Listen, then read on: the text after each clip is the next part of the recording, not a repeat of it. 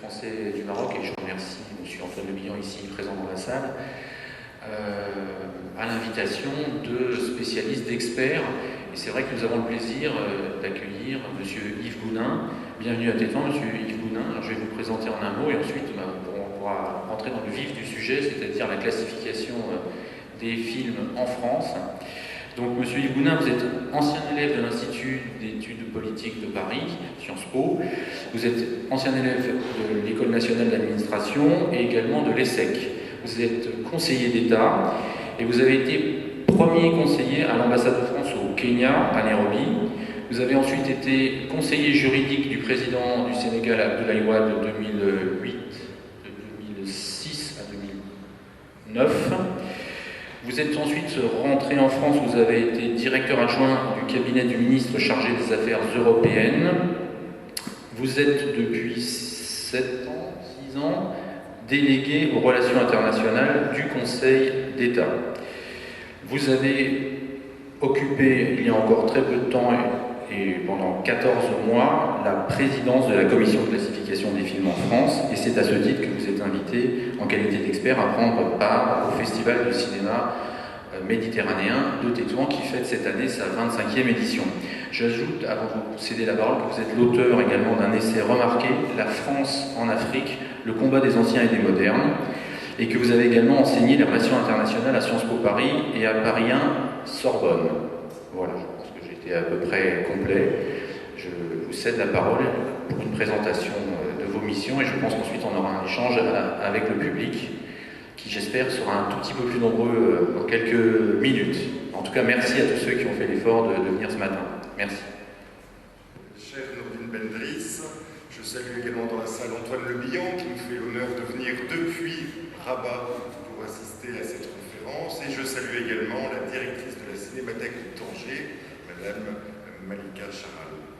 C'est pour moi un grand plaisir, un grand honneur que d'être parmi vous. Je ne connaissais pas Tétouan et c'est la première fois qu'il m'est donné le plaisir de venir ici. C'est pour moi une émotion particulière, une émotion de participer à un très beau festival. Un festival avec vraiment un travail remarquable, un travail exigeant et un travail aussi qui se met à la portée de tous. J'ai eu le plaisir de voir dans une splendide salle hier un film poignant et j'espère encore d'autres aujourd'hui et demain. C'est aussi un vrai plaisir de venir dans cette région Tanger-Tétouan qui est très riche en souvenirs cinématographiques. Tanger est une ville... Non, je ne sais pas si ici à Tétouan on peut dire du bien de Tanger. Oui. On peut modérément. C'est vrai que Tanger est une ville riche de souvenirs cinématographiques. Depuis longtemps, on y a tourné des films, on y a fait référence à des films. Et moi-même, j'ai grandi en voyant le dernier été au Sahara, en voyant Dernier été à Tanger, ou plus récemment des films de André Téchiné, je pense à Loin, qui se passait, qui doit dater de 2009.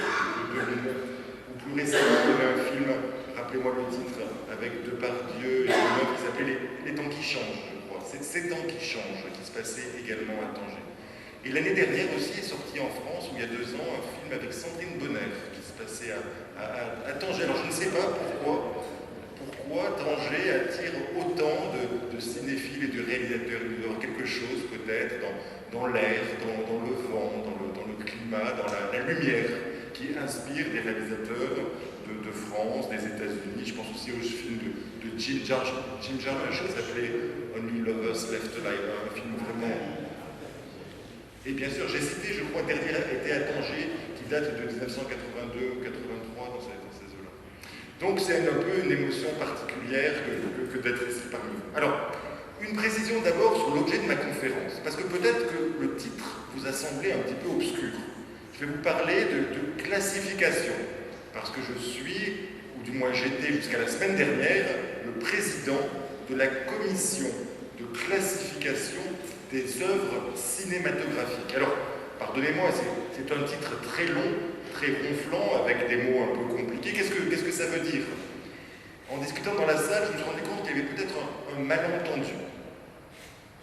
Il ne s'agit pas de classer les salles de cinéma, ce que nous faisons en France en classant, par exemple, les salles arts et essais. Non. Il s'agit de visionner tous les films, courts-métrages, longs-métrages et même bandes-annonces, donc on parle des œuvres cinématographiques, toutes les œuvres cinématographiques qui sont susceptibles, qui vont sortir dans les salles de cinéma en France, que ces œuvres soient françaises ou étrangères, afin de leur donner un visa. Le principe en France, c'est qu'une œuvre cinématographique ne peut être diffusée dans les salles que si elle a un visa délivré par la commission que je préside. Et visa qui peut être assorti éventuellement d'une mesure de restriction en fonction de l'âge. On va autoriser un film pour tous les publics, ou bien on va l'autoriser à l'exception des mineurs de moins de 12 ans, de moins de 16 ans ou de moins de 18 ans. Donc, quand on parle ici de classification, il s'agit en fait de classer les films en salle en France en fonction de l'âge autorisé des spectateurs qui peuvent le voir. Voilà. Donc si par hasard il y a un malentendu sur le sujet et que vous ne vous intéressez pas du tout à cela, n'hésitez pas, vous pouvez sortir, je ne serai pas vexé. Mais je serai très content si vous pouvez rester encore quelques minutes avec moi.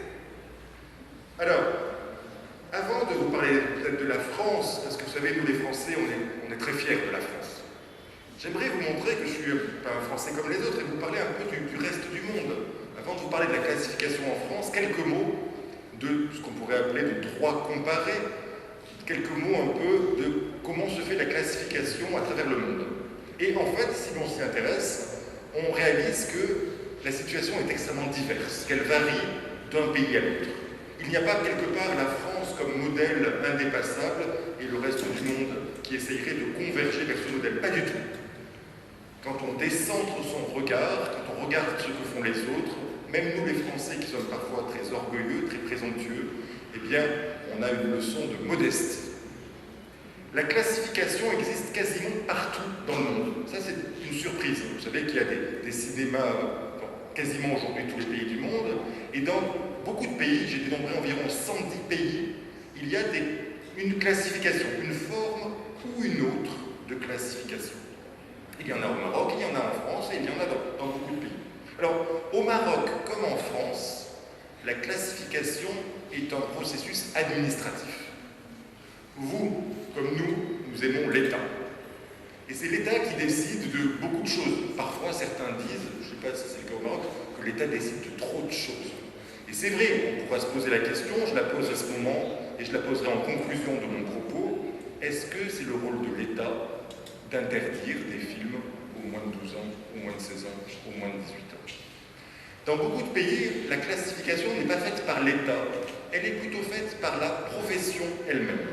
On parlera d'autorégulation, j'aime bien les mots compliqués, on parlera d'autorégulation de la classification. C'est la profession elle-même qui s'organise pour donner, alors non pas une réglementation impérative qui s'impose à tous, comme le fait la classification française ou marocaine, mais des indications. Des indications qui sont facultatives, qui donnent un petit peu aux parents une information. C'est notamment le cas aux États-Unis. Il existe au sein de la Motion Pictures American Association, qui est très connue, qui a son siège à Los Angeles, à Hollywood, le temple du cinéma. La MPAA a créé en son sein une commission chargée de regarder les films et de donner des indications en disant voilà, ce film, on conseille plutôt que les enfants soient accompagnés par leurs parents. On écrira PG. En anglais, ça veut dire Parental Guidance. Ça veut dire que ce film peut être vu par des enfants, mais on conseille que les enfants soient accompagnés par des parents. L'idée, c'est que si vous avez votre père ou votre mère à côté de vous, il va vous rassurer, il va vous expliquer ce qu'il y a dans le film, en quelque sorte.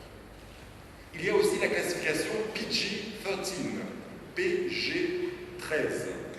Alors, c'est interdit aux enfants de moins de 13 ans sous réserve que qu'ils soient accompagnés par leurs parents. Vous voyez, là c'est un grade un petit peu plus au-dessous.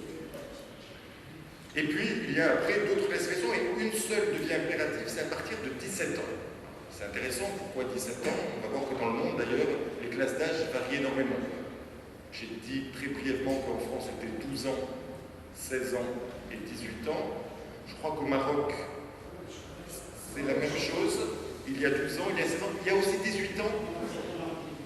Ah, vous dites 13. Ah, qui dit mieux? Parce qu'on m'a dit 12.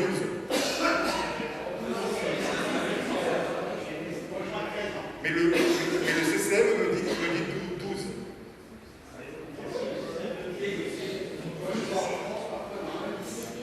J'ai toujours rêvé, vous savez, de présider la commission des enchères avec un petit marteau, vous voyez, pour décider. Alors, monsieur le directeur, c'est vous le directeur? C'est 12.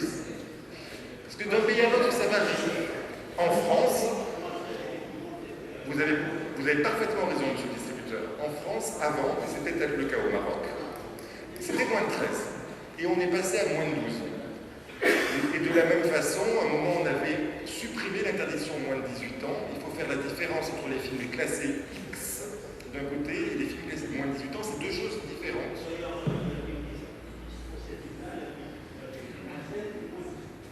Alors, aujourd'hui, depuis 2001, on a réintroduit le moins de 18 ans qui avait été supprimé en 1993. Avant, on n'avait que deux niveaux d'âge, 13 et 16, qui est devenu 12 et 16, et maintenant on a trois niveaux d'âge, 12, 16 et 18.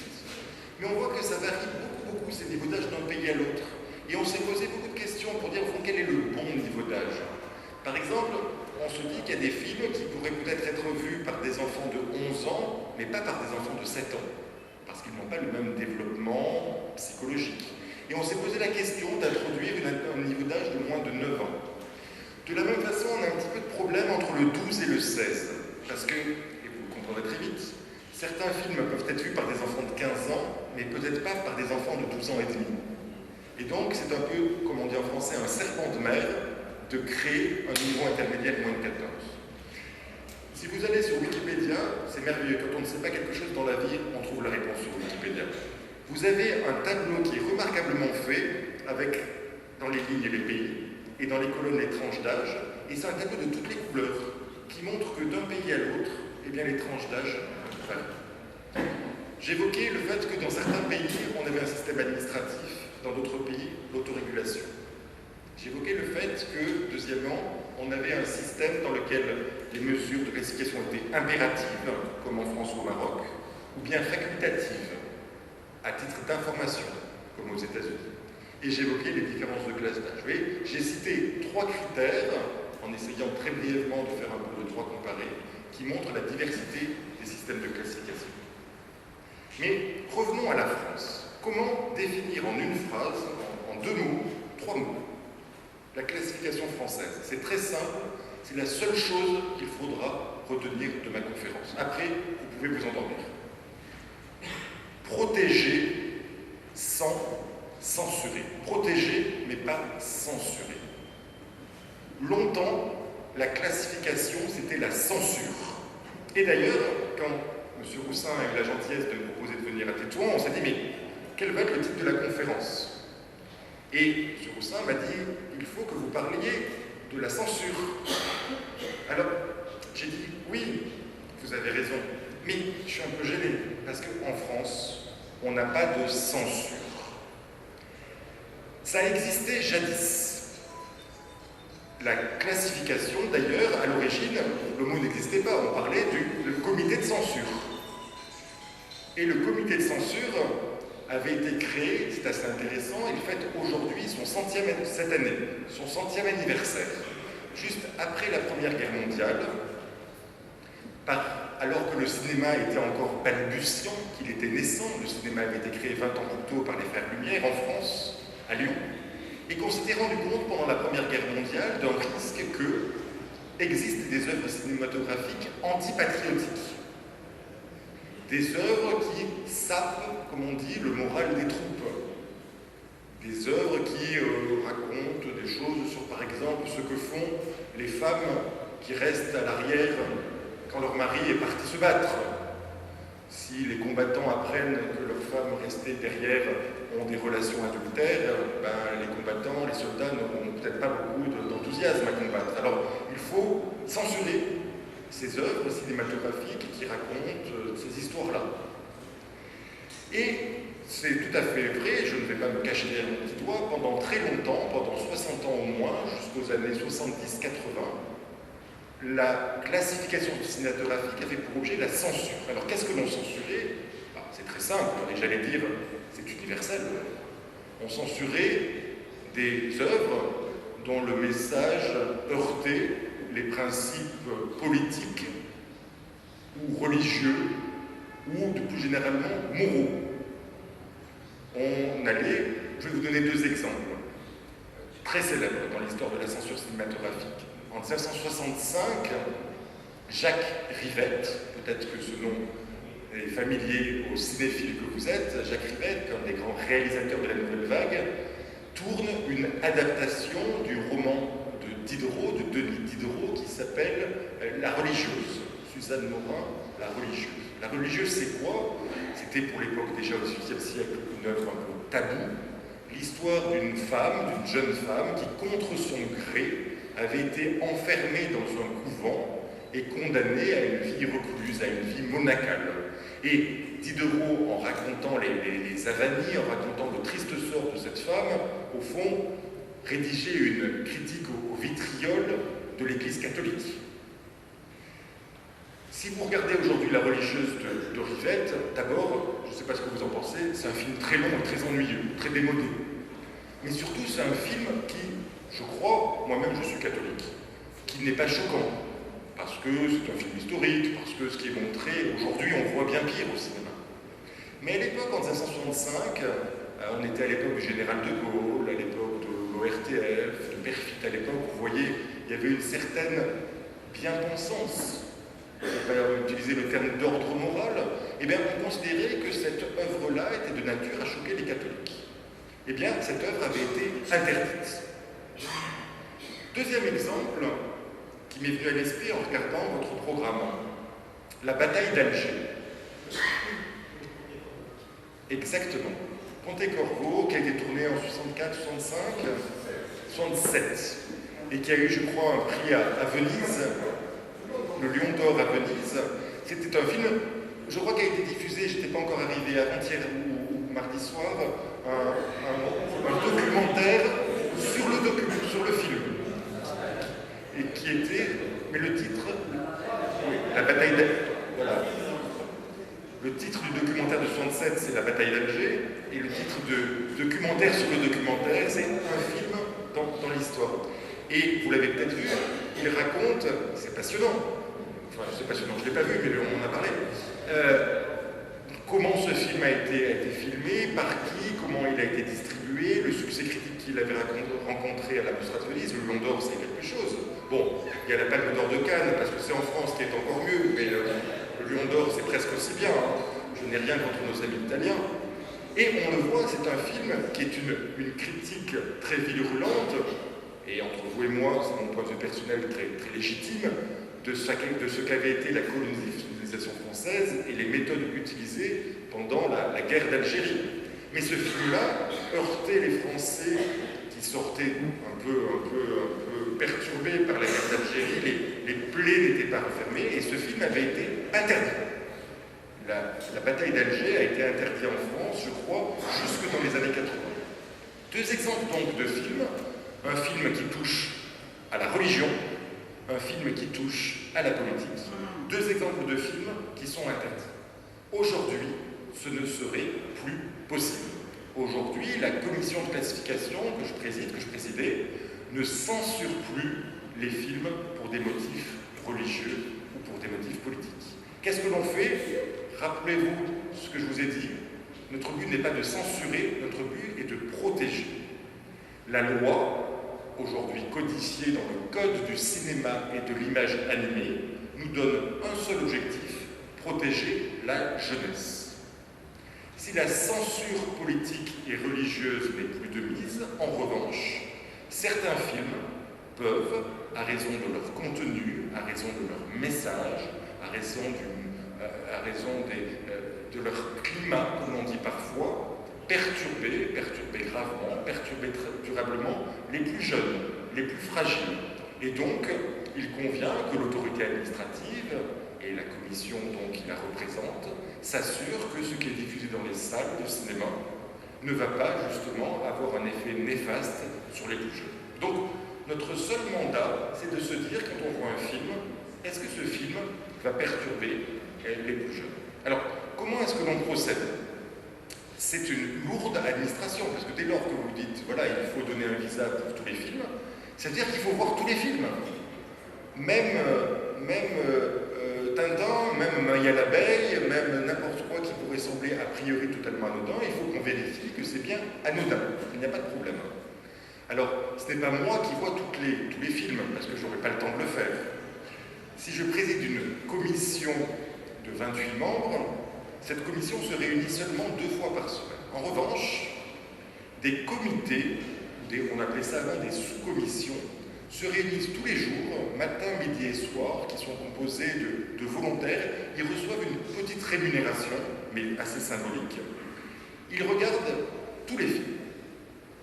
Si les comités, qui sont au minimum constitués de 5 membres, il y a un quorum de 5 membres, considèrent que le film est OK, ou comme vous dites en marocain, RAS, s'il y a une unanimité pour considérer que le film est OK, alors le dossier m'est transmis et je signe un visa RAS. Alors en marocain vous dites RAS et nous on dit TP. TP ça veut dire tout public. Le film est tout public. En revanche, si au moins un membre du comité lève la main en disant « Ouille, il y a un problème. Là, ce film, moi je ne suis pas d'accord, je considère que non, ça ne convient pas aux enfants. » Alors, le film est inscrit à l'ordre du jour de la commission, qui se réunit 2 fois par semaine, tous les mardis et tous les jeudis soirs, à partir de 18h, au siège du CNC, qui est l'homologue du CCM. CNC, ça veut dire le Centre national du cinéma et de l'image animée, mais on n'a pas rajouté IA à la fin. Ça reste le CNC pour la vie, depuis 1945. On se réunit au siège du CNC, qui est un nouveau siège flambant neuf, près de d'Enfer Rochereau, dans le centre de Paris, dans une très belle salle, avec des très beaux fauteuils, un son superbe, et on regarde 2 films. Un premier film entre 18h et 20h, on fait une pause, on a un repas qui est payé par le CNC, on est vraiment très content. On a de la chance, hein. Et on regarde un second film, entre 21h et 23h. On est assez nombreux, parce qu'on est 28 membres. Je crois qu'au Maroc, le comité de visionnage est environ 5 ou 6 membres. 7 membres. Alors, la présidence est assurée par le CCM ou par son représentant. Après, il y a comme... Alors, on m'a dit, je parle sous contrôle du CCM, il y a un représentant du ministère de la Culture, un représentant du ministère de la Communication, ensuite, il y a 2 représentants des professionnels du cinéma, un distributeur et un des exploitants. Et ensuite, éventuellement, on peut s'adjoindre un représentant du ministère de l'Intérieur et un représentant du ministère des Cultes, des Affaires islamiques. Voilà, si le film le justifie. Une autre différence importante entre le système marocain et le système français est que dans le système marocain, vous êtes compétent non seulement pour les films qui sortent en salle, mais aussi pour les films qui sortent en vidéo. Alors que nous, vous l'avez noté dans la présentation que je vous ai faite, je vous ai parlé exclusivement des films qui sortent en salle. Et j'y reviendrai dans ma conclusion.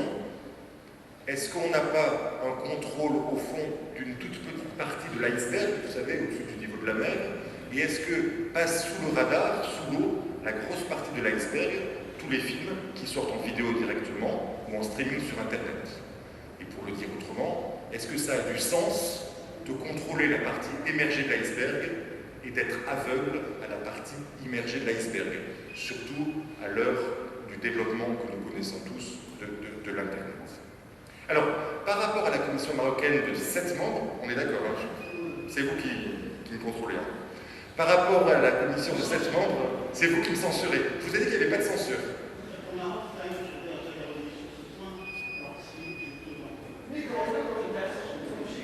allez-y.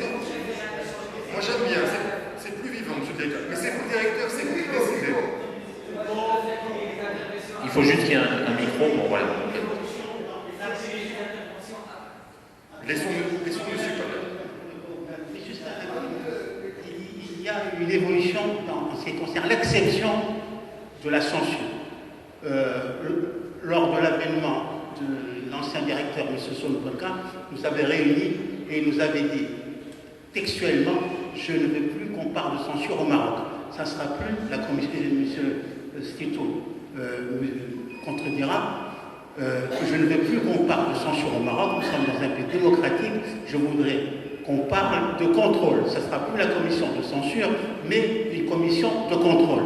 Et c'est ce qui a été fait.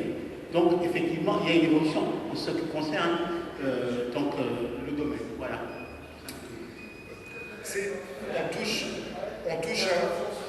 On touche un sujet qui est extrêmement délicat et face auquel, je crois, vraiment, tous les pays sont légitimes à apporter la réponse qui leur semble bonne. On voit qu'il s'agit d'arbitrer entre deux principes qui sont l'un et l'autre respectables.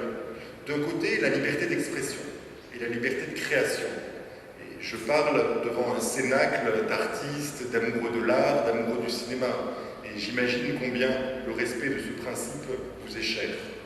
Mais face à ce principe, il y a un autre principe qui est également important, également respectable dans un état de droit, qui est l'ordre public. Il ne faut pas que cette liberté d'expression, cette liberté de création perturbe outre mesure, perturbe excessivement l'ordre public. Alors, d'un pays à l'autre, cette balance entre l'ordre public et la liberté d'expression, elle penche plus ou moins d'un côté ou plus ou moins de l'autre. Ça, c'est à chaque pays souverain d'en décider. Je reviens sur la composition de la commission. C'est très intéressant parce que quand elle a été créée, la composition de la commission française était un peu comme vous, monsieur le secrétaire général. Elle était assez limitée. Au départ, il n'y avait même que des fonctionnaires. Il y avait un représentant du ministère des Armées. Je vous ai dit que ça avait été créé juste après la Première Guerre mondiale parce qu'on avait peur que les films sapent le moral des troupes. Donc il était normal que les militaires aillent voir que précisément ce qui était diffusé n'était pas antimilitariste. Il y avait quelqu'un du ministère de l'Intérieur, alors il n'y avait pas le ministère des cultes, parce que vous savez qu'en France, depuis 1905, nous avons séparé l'Église et l'État. Mais petit à petit, au fil du temps, la commission s'est enrichie, elle a grossi, elle est presque devenue obèse. Aujourd'hui, on est, alors c'est pas un nombre impair, on est 28. Sachant que chacun des 28 membres a 2 suppléants. Donc en fait, on est 28 fois 3, ce qui fait, je ne suis pas très bon en mathématiques, ça doit faire à peu près 84. Et 28 fois 3. Alors, qui y a dans ces 28 fois 3? C'est extrêmement intéressant. D'abord, il y a un président, c'est le plus important, je commence par lui. Le président, c'est pas le président du CCM, du CNC. Non. Pour que la commission soit indépendante, on va chercher quelqu'un d'indépendant. Et on va le chercher, pardonnez-moi, je suis très prétentieux parce que je parle de moi. On va le chercher dans une institution que vous connaissez peut-être, qui s'appelle le Conseil d'État. Le Conseil d'État, en France, est ce qu'on appelle un grand corps de l'État, qui assume 2 fonctions. D'une part, c'est le juge suprême, c'est la Cour suprême de l'ordre juridictionnel administratif. En France, à la différence du Maroc, il n'y a pas une seule Cour suprême, on est compliqué les Français. Il y a 2 cours suprêmes, la Cour de cassation et le Conseil d'État. Et le Conseil d'État, d'autre part, est, depuis la Révolution française, depuis Napoléon Bonaparte, le Conseil de l'État. L'État nous demande notre conseil avant de prendre des lois et des décrets. Donc, paraît-il que les membres du Conseil d'État sont sages. Paraît-il qu'ils sont indépendants. Alors, indépendants, je ne sais pas, sages, ma femme, elle n'est pas d'accord. Mais ça, c'est une autre histoire. Du coup, quand il faut présider des commissions dont on souhaite l'indépendance, on prévoit souvent que c'est des membres du Conseil d'État qui les président. Moi, par exemple, j'arrêterai de parler de moi, je préside à la fois la commission du cinéma et la commission nationale des experts automobiles. Ça n'a rien à voir. C'est la commission qui s'assure que, vous savez, les experts qui vérifient que les réparations sont bien faites ne sont pas indélicats, qui ne sont pas un peu des arnaqueurs, là, que vous n'avez pas corrompu avec un pied, que les voitures qui sont remises en circulation sont des bonnes voitures. Et donc, dans la vie, j'ai 2 passions, le cinéma et les moteurs automobiles. Ça, c'est le président. Ensuite, les membres, les 27 autres membres, sont répartis entre 4 catégories. Premièrement, comme au Maroc, monsieur le secrétaire général, des représentants de l'administration. Ministère de l'Intérieur, ministère de la Justice, mais aussi ministère de la Jeunesse, ministère de la Famille, ministère de la Santé. Deuxième collège de représentants, les professionnels. Distributeurs, producteurs, exploitants, réalisateurs, la Société des réalisateurs de films est là, et les critiques de cinéma sont là aussi. C'est le collège le plus important, qui en général a les positions les plus libérales, parce qu'il espère que son film, que les films qui sortiront, ne seront pas limités dans leur distribution. Troisième collège, et c'est assez intéressant, et ça n'existe pas au Maroc, des collèges d'experts dans le domaine de la jeunesse. Jeunesse. Regardez, c'est logique. Puisque notre travail, c'est de protéger la jeunesse, il faut qu'on ait avec nous des gens qui connaissent les jeunes. Des pédiatres, des psychiatres, des pédopsychiatres, des éducateurs, des gens qui disent, oui, voilà, ça, ce film, cette image, ça va perturber un jeune. Ça, non, c'est pas grave, un jeune, il comprendra pas. Et on a un quatrième collège. Alors, ce quatrième collège, il a été introduit par Jack Lang, notre grand ministre de la Culture dans les années 80, au début des années 90. Et on est entre nous, Jack Lang, il était un peu, comment on dit en français, démago. Il aimait bien les jeunes. Et c'était le ministre, l'ami des jeunes. Alors il a dit, et l'idée n'était pas idiote, de dire, on va mettre des jeunes dans cette commission. Alors, on ne peut pas mettre des mineurs, parce qu'on ne peut pas montrer à des mineurs des films qui sont susceptibles d'être interdits à des mineurs. Mais on va mettre des jeunes entre 18 et 25 ans, parce que eux, eh ben, ils se souviennent mieux que moi qui ai un peu plus que 25 ans, ils se souviennent mieux ce qu'ils ont ressenti ou ce que leurs petits frères, leurs petites sœurs ressentent devant ces films-là. Je vais vous dire un truc, et c'est confidentiel, vous ne le répéterez pas. Ce sont les jeunes, ce sont les membres du collège des jeunes qui sont les plus sévères. Ça, c'est quelque chose qui m'a drôlement impressionné. Et à chaque fois, quand ils prennent la parole, ils disent « Ah là là, mais moi, ça, si je l'avais vu à 15 ans, j'aurais été traumatisé. Hein. Il ne faut pas le montrer, ça. Ou j'ai une petite sœur et je ne veux pas qu'elle voit ça. C'est vraiment une grande surprise. Je pensais que les jeunes seraient très libéraux. Mais non, mais non. Plus on vieillit, plus on est libéral. Je ne sais pas si c'est une bonne chose ou une mauvaise chose. Alors, on se réunit comme ça tous les mardis et tous les jeudis. On regarde le film et on le regarde, ça c'est vraiment un principe essentiel, on le regarde dans son entièreté. Nous avons une approche synthétique des films.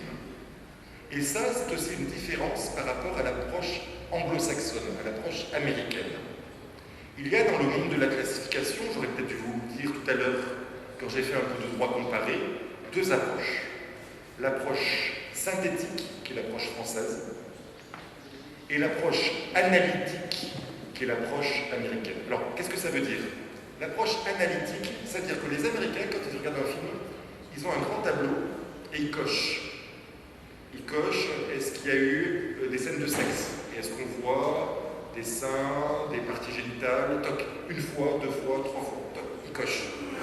Est-ce qu'il y a eu des gros mots? Le langage, vous voyez, si on dit le mot F, c'est un gros mot. Si on dit le mot N, c'est un gros mot, etc., etc. Ils cochent tout ce qui est le sang, la violence, toc, toc, toc. Alors souvent, d'ailleurs, on leur reproche d'être plus sensible à la sexualité ou à la nudité, même là où elle n'a aucune dimension malsaine, qu'à la violence. C'est un reproche qu'on adresse souvent à la classification américaine.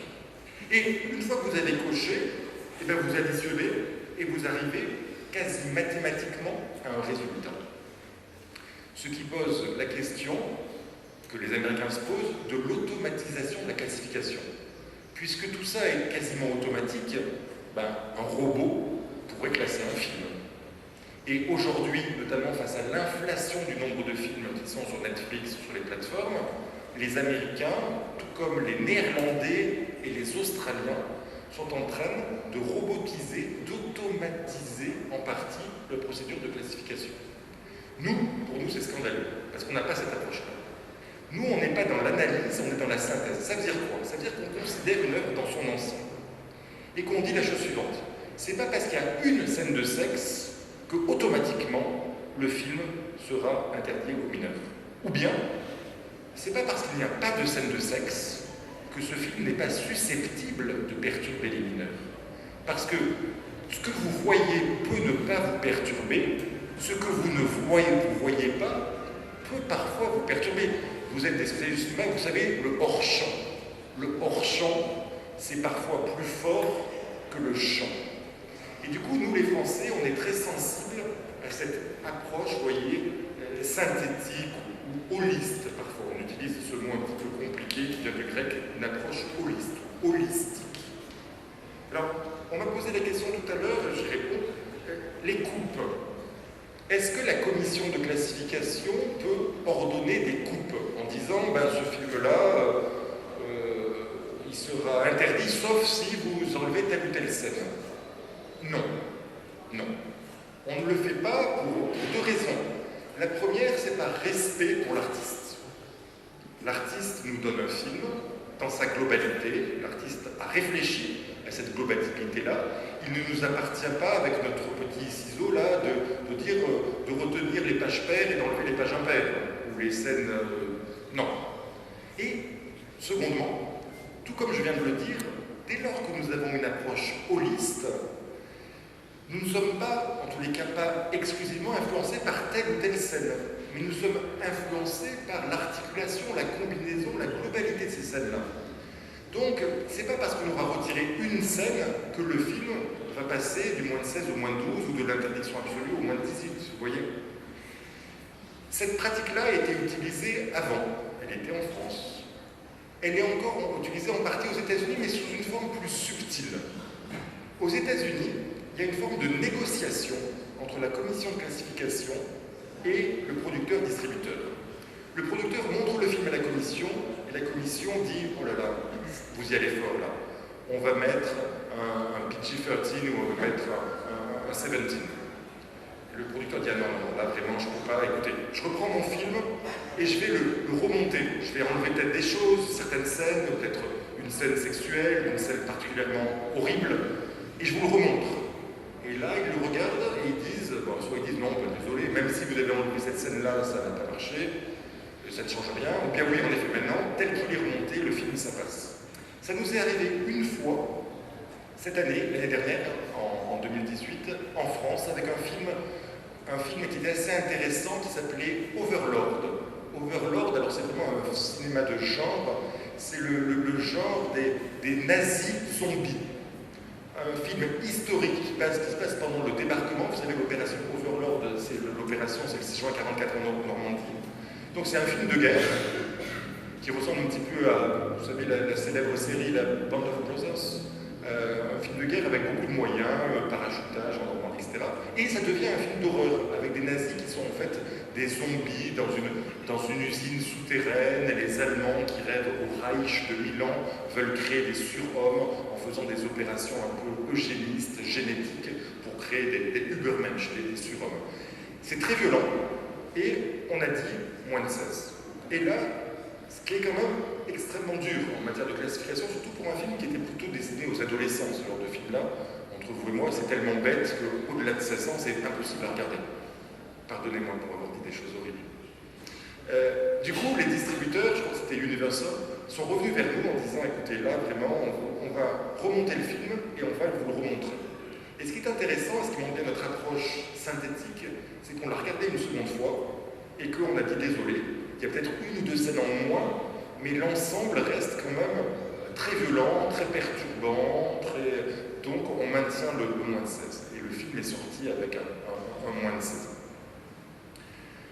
Alors, j'en viens peut-être un petit peu à vous décrire, après vous avoir décrit le processus, qui est la commission de classification. Maintenant, que fait concrètement la commission de classification? Pourquoi est-ce qu'un film obtient un visa tout public, un visa moins de 12, moins de 16, moins de 18? D'abord, je dois vous donner un petit peu quelques chiffres. Combien de films on voit? Beaucoup. On en voit un peu plus que 700 par an, puisqu'il s'agit des films qui sortent en salle. Vous savez qu'en salle, il en sort environ 600, 700. des films français, pour une bonne moitié, et des films étrangers, avec beaucoup de films américains, pour un quart, et un autre quart, qui sont des films qui viennent d'autres pays, notamment des films qui viennent du Maroc, je pourrais y revenir, ou du Maghreb en général. On voit donc environ 700 films par an, et on voit environ autant de courts-métrages, de moyens-métrages. La différence étant la durée du film. Au-dessus d'une heure, c'est un long-métrage, en dessous d'une heure, c'est un court ou un moyen-métrage. On voit aussi des bandes-annonces. S'agissant des longs-métrages, environ 85% des films obtiennent un visa tout public. L'écrasante majorité des films en France sont des films tout publics. À ce propos, quand on fait une comparaison internationale, parce qu'un même film n'a pas la même classification d'un pays à l'autre, le même film est à chaque fois classifié par les commissions nationales. On se rend compte, je ne sais pas si c'est une qualité ou au contraire un défaut, la preuve d'un laxisme excessif.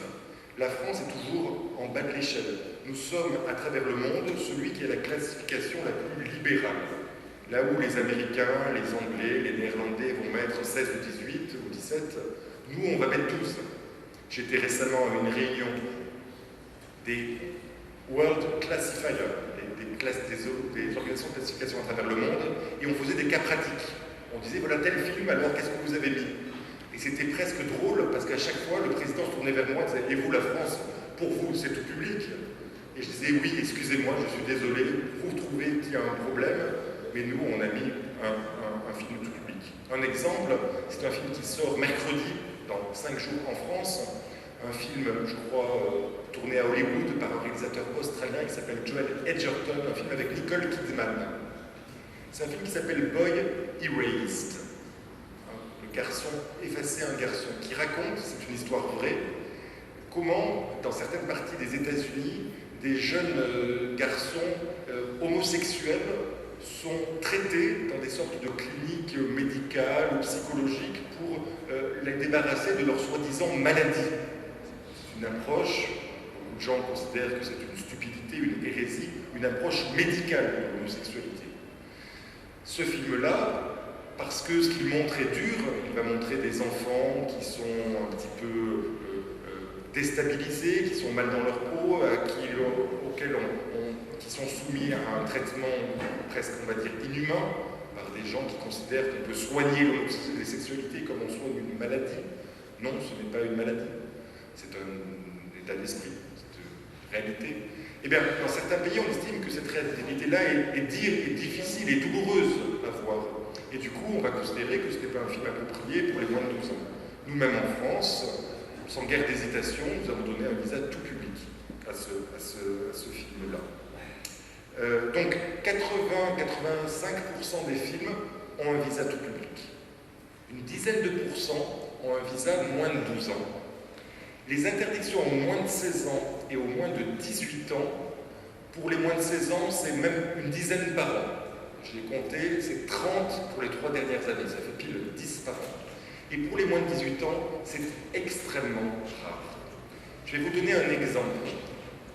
Le seul film 18 ans que l'on a classé l'année dernière, c'était un documentaire américain qui s'appelait Cannibal et qui était un documentaire consacré à un Japonais, c'est une histoire vraie, qui, en 1981, alors qu'il était étudiant en France, avait tué, puis mangé. C'était pas sa fiancée, c'était une jeune femme d'origine néerlandaise, une jeune néerlandaise. Il était à l'école des Beaux-Arts à Paris. Vous voyez, vraiment, Paris est la capitale de tous les vices. Et il y avait ce jeune japonais qui était un petit peu perturbé et qui avait rencontré une jeune femme qui lui plaisait tellement qu'il l'a tuée et qu'il l'a mangée. Bon, Dieu merci, quand on aime quelqu'un, en général, on l'exprime d'une façon un petit peu différente. Ce monsieur il avait gardé les restes de la jeune femme qu'il n'avait pas pu manger en entier dans son frigo. Au bout de 3 jours, il avait mis les restes dans une voiture, dans une valise, dans 2 grosses valises, dans un taxi pour aller les jeter au bois de Boulogne. Et il s'était fait arrêter. Parce que la valise était ouverte et le conducteur de taxi s'était fait arrêter. Il s'était fait juger en France, mais une expertise psychanalytique avait montré qu'il était irresponsable, il était fou. D'ailleurs, imaginez aisément quand même. Et du coup, il n'avait pas été condamné à la prison, il avait été condamné à l'hôpital psychiatrique. Il a été ensuite autorisé à suivre ses soins au Japon, à retourner dans son pays d'origine. Et aujourd'hui, il est très âgé, il est en fin de vie, il a 70 ans, il souffre d'un lourd handicap. Il a mal digéré peut-être. Et malgré tout, ce qui est absolument traumatisant dans ce documentaire, c'est qu'on lui donne la parole et qu'il surtout, il raconte avec une grande froideur et sans aucune culpabilité, sans aucun remords, les faits. Tenez-vous bien, ce monsieur, il a acquis une certaine célébrité en faisant de la publicité pour une chaîne de restaurants, en disant ça c'est de la bonne viande. Il a dessiné des mangas, des dessins animés, là, des bandes dessinées, où il relatait, où il dessinait, vous savez que les mangas japonais peuvent être vraiment extrêmes, où il relatait ses actes de cannibalisme. Et il a même joué dans des films pornographiques, dont certains extraits figuraient dans le documentaire, où il reconstituait, fictionnellement, Dieu merci, ce n'était pas des snuff movies, mais où il reconstituait ces scènes-là.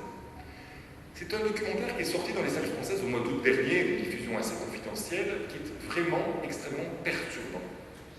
Et nous avons estimé, c'est la seule fois de l'année que nous l'avons fait, on a débattu pendant plus d'1 heure, que c'était un film qui devait être interdit aux moins de 18 ans. Voilà, c'est le cas unique où nous avons mis un moins de 18 ans. Vous allez me dire, mais alors, les films porno, là, tous ceux qu'on voit sur Internet ou qu'on ne voit pas sur Internet, pourquoi est-ce qu'ils ne sont pas moins de 18 ans? Oui et non. Ils ne passent pas dans les salles. Il n'y a plus de salles X en France, de salles porno. Du coup, ces films-là ne passent pas devant la commission. Nous ne voyons pas de films pornographiques, pour le plus grand soulagement de mon épouse. Alors, quels sont les éléments que l'on prend en compte quand on examine un film? Je vous ai un petit peu parlé de notre procédure, les 2 séances du mardi et du jeudi, de la composition de la commission. Je vous ai dit qu'on regardait le film dans sa totalité, et pas des scènes isolées. On ne regarde pas le film en accéléré, on le regarde du début à la fin. Et que l'on avait à la fin du film un débat suivi d'un vote, un vote à bulletin secret. Dans le film, on va regarder essentiellement peut-être 2 aspects, qui sont la sexualité et la violence. Parce qu'on estime, quand je dis on, je veux dire la communauté scientifique, médicale, pédiatrique estime que l'exposition des jeunes à la sexualité, l'exposition des jeunes à la violence peut avoir une influence perturbante sur leur évolution. Mais cette sexualité, cette violence, vous voyez, elle n'est pas simple à analyser. La sexualité, la violence font partie de la vie. Il n'est pas anormal que, dans une certaine mesure, les jeunes y soient plus ou moins tôt confrontés. Un exemple, s'agissant de la violence historique, la Shoah, le génocide juif. Le film de Steven Spielberg, La liste Schindler. Je crois que vous l'avez vu, vous vous en souvenez, 1994. On le ressort en ce moment parce qu'on en fait le 25e anniversaire. C'est un film exceptionnel. C'est un film inoubliable. C'est un film traumatisant. Est-ce que cette violence-là, parce que c'est une violence, est-ce que ce traumatisme-là, car c'est un traumatisme, est-ce qu'on peut le montrer à des jeunes? Est-ce qu'il y a un aspect utile, pédagogique dans cette violence-là? Pour d'abord qu'ils apprennent à connaître les faits historiques, qui leur sont par ailleurs en général enseignés à l'école. Mais bon, pourquoi ne pas utiliser le cinéma pour faire de la pédagogie? Et ensuite, peut-être, à travers ce traumatisme, y a-t-il des bons traumatismes? C'est une question que nous nous posons, et c'est une question que je vous pose. La réponse n'est pas évidente. Tout ça pour vous montrer que c'est pas parce qu'il y a de la violence, c'est pas parce que l'on voit des gens qui se font tirer dessus, ou pendre, ou des gens qui vont dans les champs à gaz, pour reprendre l'exemple de la liste de Schindler, que c'est ipso facto, que c'est automatiquement un film qui doit être ôté du regard des plus jeunes. Idem pour la sexualité. Il y a une façon peut-être que l'on qualifierait de voyeuriste, de complaisante. Quand je parle de sexualité, les oiseaux s'affolent. Il y a peut-être une façon malsaine, voyeuriste, j'allais dire sale, de montrer le sexe. Il y en a peut-être une façon qui est plus douce, plus belle.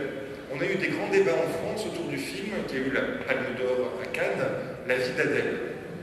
d'Abdelatif Kechiche, qui était un film qui montrait la sexualité, un film qui montrait l'homosexualité, qui montrait l'homosexualité féminine. Est-ce que c'est un film, alors, qui peut-être montre aux jeunes? Non, la réponse est évidente. C'est un film qui, au minimum, doit appeler une interdiction au moins de 12 ans. Mais on a eu des grands débats pour savoir si ça devait être un film interdit au moins de 12 ans ou un film interdit au moins de 16 ans. Notre commission, je n'étais pas encore le président, c'était il y a 5 ou 6 ans, maintenant peut-être même 7 ans, avait proposé un moins de 12 ans. Mais cette décision, comme n'importe quelle décision administrative, a été attaquée devant le juge. Je ne sais pas si c'est possible au Maroc d'attaquer une décision de la commission. Soit qu'on soit un producteur et qu'on ne soit pas content que son film ait été interdit ou classifié trop dur, soit qu'on soit au contraire un simple citoyen et qu'on considère que l'État a été trop laxiste en laissant diffuser un film qu'on estime être dangereux. Et ben, c'est le cas en France. On peut attaquer un visa. Et on avait, c'est assez intéressant, une association plutôt un petit peu catholique, proche des milieux catholiques, qui avait comme objet, l'association Promouvoir, de défendre un petit peu la moralité et qui systématiquement attaquait les visas de la commission en trouvant qu'ils étaient trop laxistes.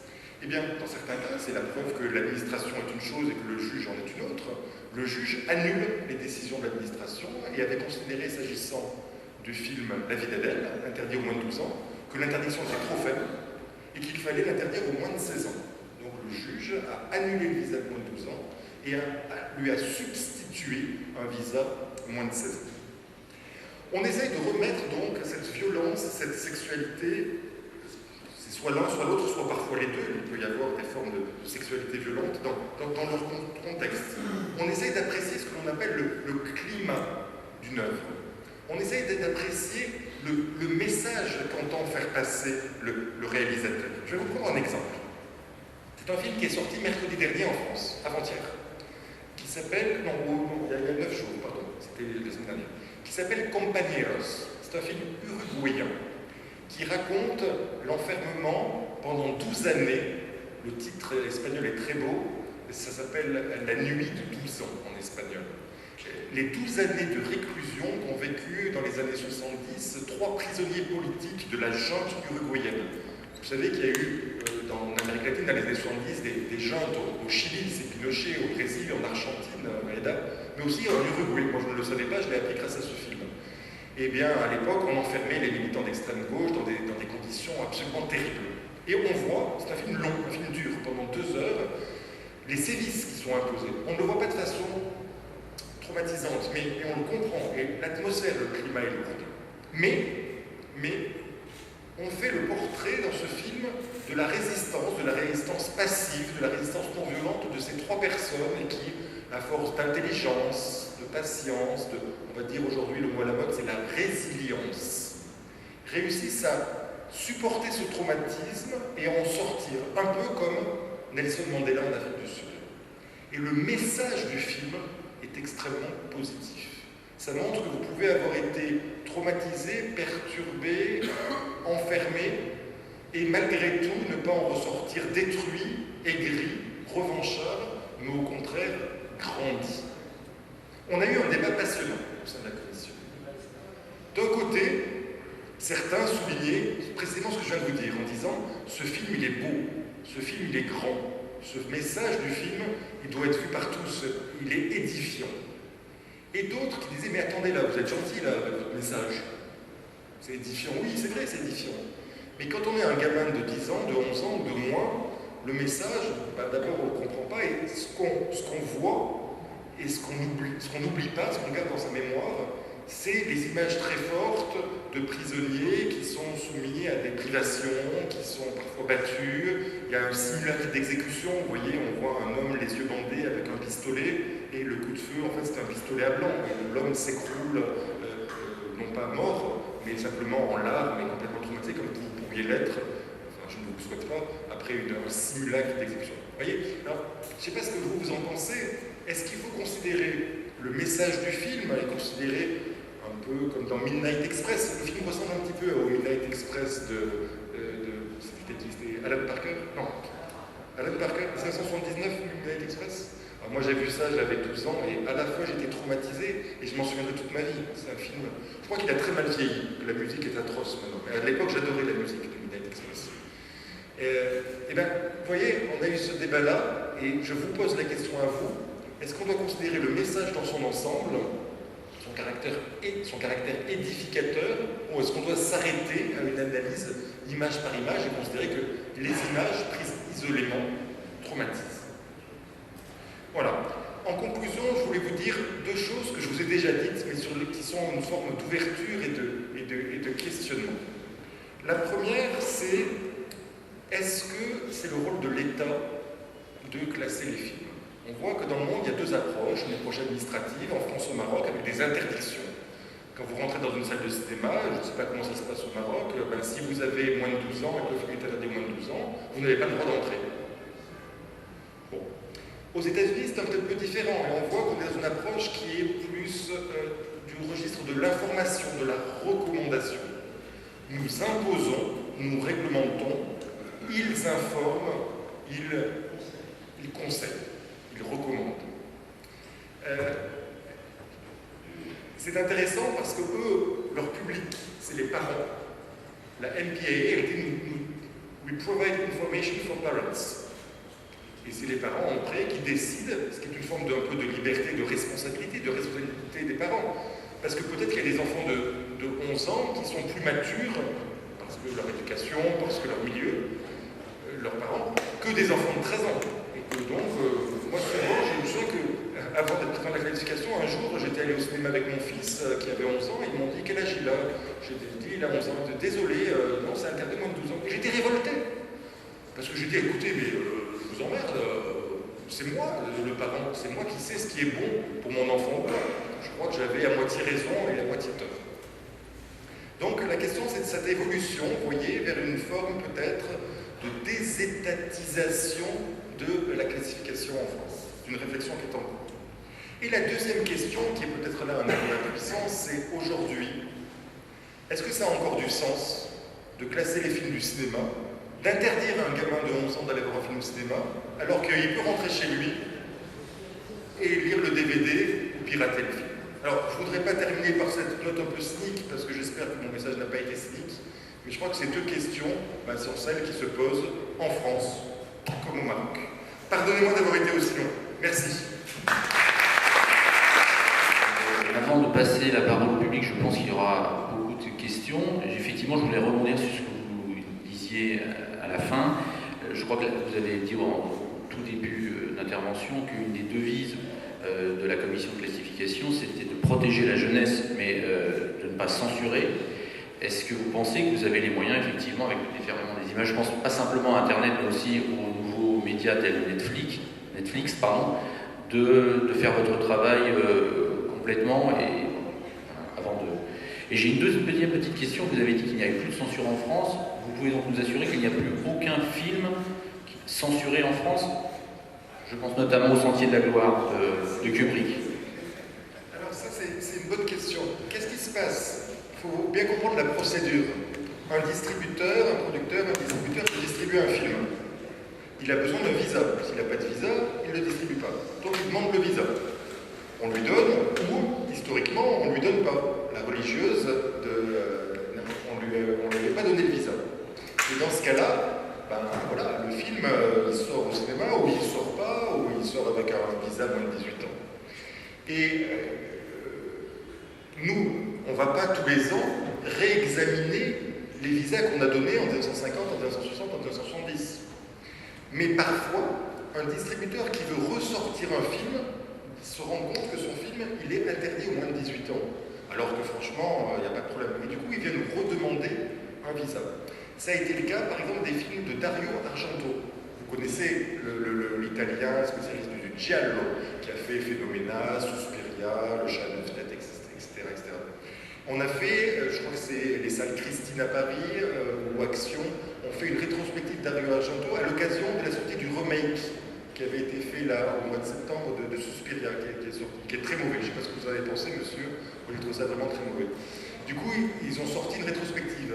Et vu que tous les films étaient moins de 18 ans, ils sont revenus nous demander de déclassifier le moins de 18. et on les a vus, et on est passé du moins de 18 au moins de 12. Ce qui, au passage, pose une question. Pourquoi ces films-là étaient moins de 18 il y a 30 ans, c'est des films qui datent des années 80, et pourquoi ils sont que moins de 12 maintenant? Est-ce que c'est parce que, parce qu'on est devenu plus laxiste, ou au contraire, plus ouvert? Vous voyez, est-ce que cette évolution, elle va dans le bon sens, ou est-ce qu'elle va dans le mauvais sens?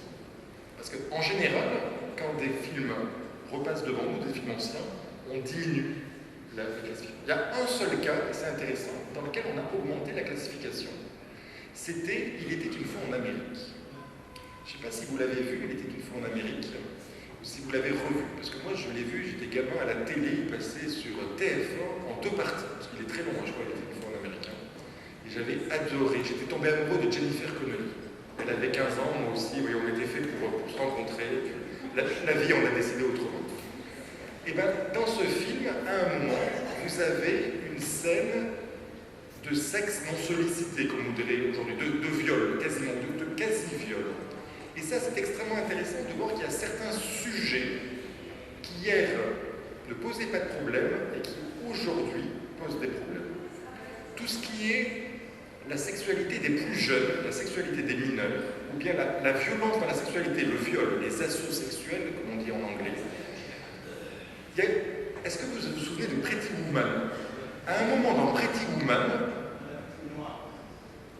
non, pas ce moment-là. C'est le matin, elle vient de passer la nuit dans une super chambre d'hôtel avec Richard Gere, et le matin, il y a l'adjoint de Richard Gere qui vient et qui trouve Julia Roberts, et qui la considère comme une prostituée. Et du coup, comme une prostituée, il dit ben, je vais coucher avec toi. Et il lui saute dessus. Et Julia Roberts le repousse.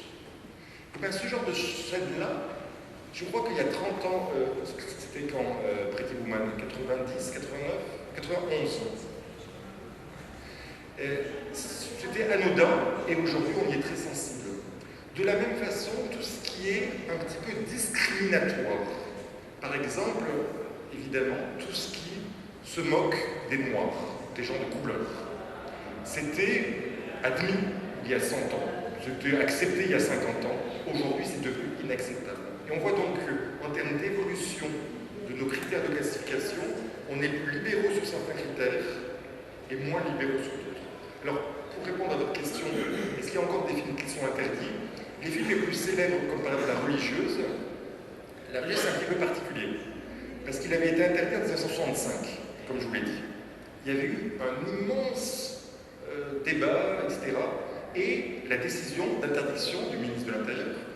Parce qu'à l'époque, la commission ne pouvait prendre que des mesures de restriction. Seul le ministre de l'Intérieur pouvait prendre des mesures d'interdiction absolue. Cette décision avait été attaquée devant le juge.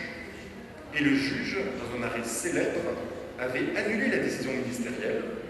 C'était pas évident, hein, c'était une décision à l'époque du général de Gaulle, enfin c'était son ministre, et avait substitué au visa, à l'interdiction absolue, un visa moins de 18 ans.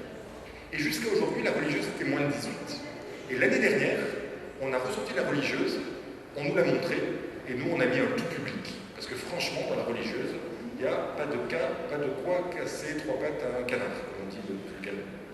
Donc, les films les plus célèbres de l'histoire du cinéma ne font plus l'objet, à ma connaissance aujourd'hui, d'interdiction générale. Monsieur le directeur.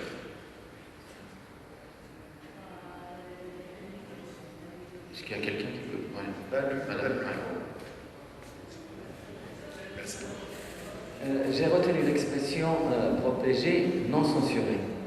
Et donc, je me demandais, bien sûr, lorsque j'entends cette expression, c'est-à-dire protéger l'auteur et les ayants droit, et bien sûr le public.